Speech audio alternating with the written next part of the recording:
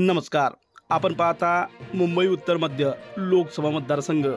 अल्पसंख्याक मतदारांचा प्रभाव असणाऱ्या मुंबई उत्तर मध्य लोकसभा मतदारसंघातील महायुतीचे उमेदवार ॲड उज्ज्वल निकम आणि महाविकास आघाडीचे उमेदवार प्राध्यापक वर्षा गायकवाड यांच्यातील चुरस दिवसागणिक वाढतच असून प्रचाराच्या शेवटच्या टप्प्यात मतदारसंघातील रंगत आली आहे. विशेषतः चांदिवली येथे उपमुख्यमंत्री देवेंद्र फडणवीस यांच्या सभेनंतर मतदारसंघातील राजकीय चित्र किंचित पालटण्यास सुरुवात झाली असली तरी मतदारांचा कौल कोणाच्या बाजूने लागतो यांची उत्सुकता शिगेला पोहोचलेली आहे. मुळातच झोपड्यांची भाऊगर्दी अशी ओळख असलेल्या या मतदारसंघात गेल्या अनेक वर्षापासून झोपड्यांचा पुनर्विकास मुद्दा सातत्याने चर्चेला असून फनेल झोनवरही चर्चेच्या फेऱ्या झाडल्या गेल्या आहेत. प्रत्यक्षात फलित मात्र काहीच हाती आलेलं नाही.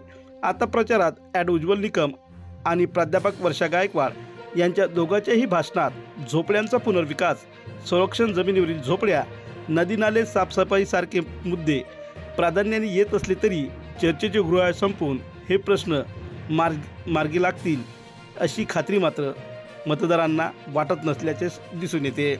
महाविकास आघाडीच्या तुलनेत महायुतीकडून प्रचार केला जात असताना स्थानिक विकासाच्या मुद्द्याबरोबरच राष्ट्रीय मुद्द्याचा देखील आधार घेतला जात आहे. सध्या येथील प्रचार शिगेला पोचला असून कोणाचे मुद्दे अपील होणार हे विशेषतः आता आणि कोणाच्या बाजूने मतदान झुकणार हे निकालानंतरच आपल्याला समजणार आहे. शिवाय या मतदारसंघात गटातटाचाही काही परिणाम दिसून येत आहे, ज्यामध्ये काँग्रेसकडून उमेदवारी न मिळाल्याने माजी मंत्री नसीम खान नाराज झाले होते. पक्षाने खान यांची नाराजी दूर केली असली तरी या काळात त्यांचे कार्यकर्ते मात्र नाराज झाले आहे. शिंदे गटाचे आमदार दिलीप लांडे यांनी चांदिवली येथील सभेत जोरदार शक्ती प्रदर्शन केले होते. यांचा फायदा महायुतीच्या उमेदवाराला होऊ शकते असा कयास देखील लावला जात आहे.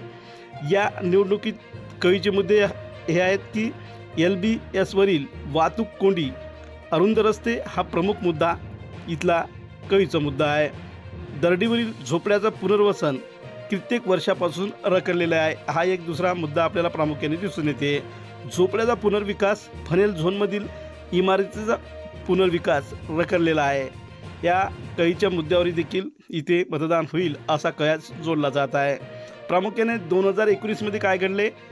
पूनम महाजन भाजप 4,86,672 मते घेऊन त्या विजयी झाल्या होत्या, तर काँग्रेसच्या प्रिया दत्त यांना 3,56,667 मतं घेऊन त्या पराभूत झालेल्या होत्या.